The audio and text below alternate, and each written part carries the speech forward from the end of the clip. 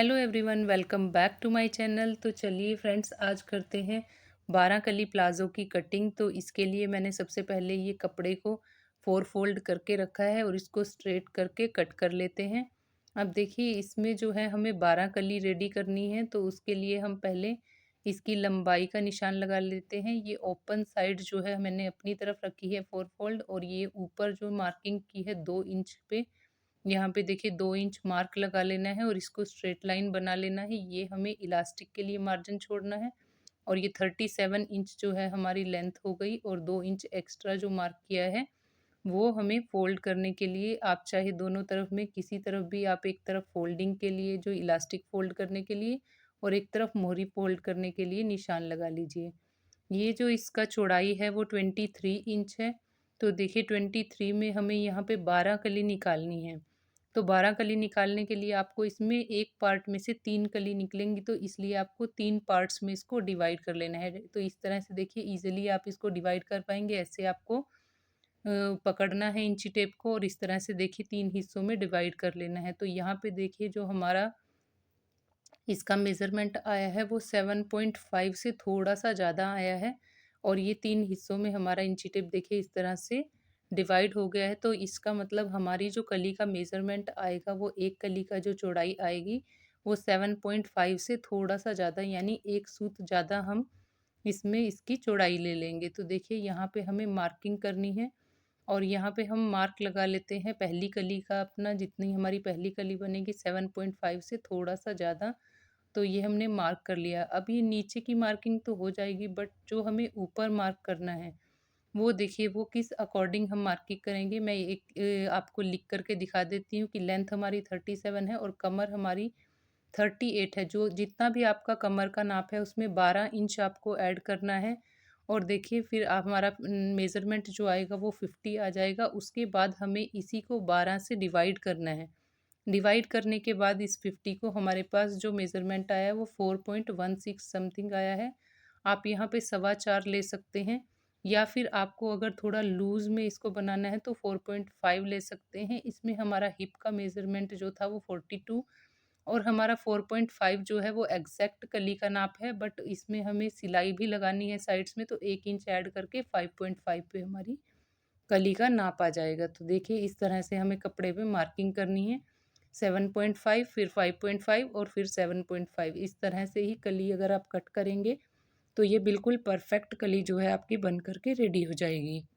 तो चलिए इसी के अकॉर्डिंग हम जो है कपड़े पर भी मार्किंग करेंगे, कि जिस तरह से हमने ये देखिए मार्किंग ऊपर इसमें पेपर पे करके दिखाई है कि ये कली जो है कितने कितने मेज़रमेंट की कटेगी, उसी के अकॉर्डिंग हम इसको मेन फैब्रिक पर भी कट कर लेते हैं। तो देखिए नीचे से हमने 7.5 से थोड़ा ज़्यादा मार्किंग की थी, और यहाँ पर जो हम ऊपर मार्क करेंगे तो ये हमें करना है 5.5 या 5.15 भी आप इसको ले सकते हैं।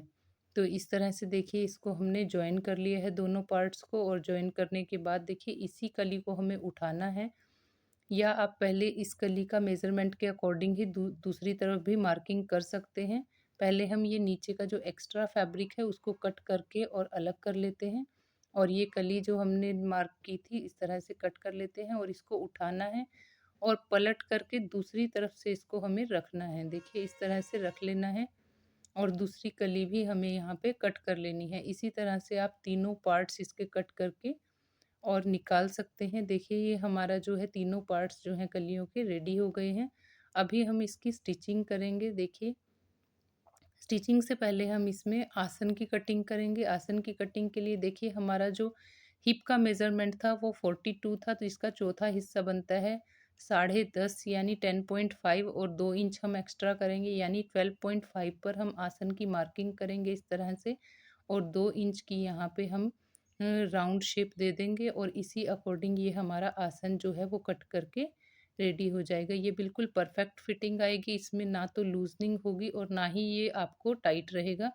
बहुत ही अच्छे से ये आसन जो है आपका शेप में बैठ जाएगा। इस तरह से अब हम इसकी स्टिचिंग कर लेते हैं। पहले ये आसन वाला एरिया जो है इसे हम स्टिच कर लेते हैं। देखिए अब ये स्टिच होने के बाद हमें इसमें साइड्स में जो हमारी कलियाँ हैं उस तरह से ही हमें इसमें अटैच कर लेना है। देखिए एक कली का कपड़ा हम उठाएंगे और इस तरह से रखेंगे, और इसे यहाँ पे हमें स्टिच कर लेना है। इसी तरह दूसरी साइड में भी एक पार्ट उठाना है और इस तरह से उसको दूसरे साइड में रखना है और इस तरह हमें इसमें भी स्टिचिंग लगा लेनी है। तो देखिए इस तरह स्टिच लगाते हुए ये आपका जो है एक पार्ट रेडी हो जाएगा। इसी तरह हमें जो दूसरा आसन वाला पार्ट हमने रेडी किया था उसमें भी इस तरह से जो ये 2 बची हुई कलियाँ हैं हम अटैच कर लेंगे। ये इस तरह से अटैच करने से हमारे दोनों पार्ट्स जो हैं, जो हमारी दोनों लेग्स के एक-एक पार्ट हैं वो रेडी हो जाएँगे। इस तरह से रख कर के देखिए कोई कन्फ्यूज़न नहीं होता है इस तरह रख लेने से कपड़े को, और कलियाँ बहुत अच्छे से अटैच हो जाती हैं। देखिए ये हमने दोनों की दोनों जो कलियाँ हैं अपनी आसन के पार्ट वाले पार्ट के साथ में अटैच कर ली हैं। अब जो हमारी जो बची हुई 4 कली हैं वो भी हम इसी तरह से साइड्स में रख कर के और अटैच कर लेंगे। देखिए इस तरह से रखना है। अभी ये हमारा देखिए सारी कलियाँ अटैच हो गई हैं, और ये जो अगर थोड़ा बहुत एक्स्ट्रा फैब्रिक नीचे रहता है तो इस तरह उसको कट करके आप इक्वल कर लीजिए। अभी हमें एक साइड में यहाँ पे पॉकेट अटैच करनी है। देखिए हमने यहाँ पे पॉकेट अटैच कर ली है और नीचे का जो एक्स्ट्रा कपड़ा है उसको कट करके निकाल देना है, और देखिए जो हमारा बीच में कलियाँ आई हैं उसे आयरन से आप अच्छे से सेट कर लीजिए, या फिर आप नाखून लगा लीजिए इसमें और नाखून से अच्छे से बिठा लीजिए इन सिलाइयों को।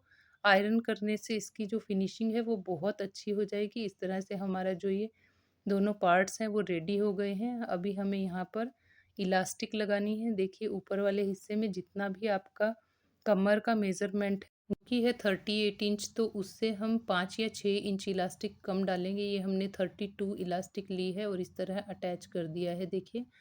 अभी हमें इसके जो नीचे के हिस्से हैं वो फ़ोल्ड करने हैं, जहाँ पे हमने 2 इंच का मार्जिन छोड़ा था।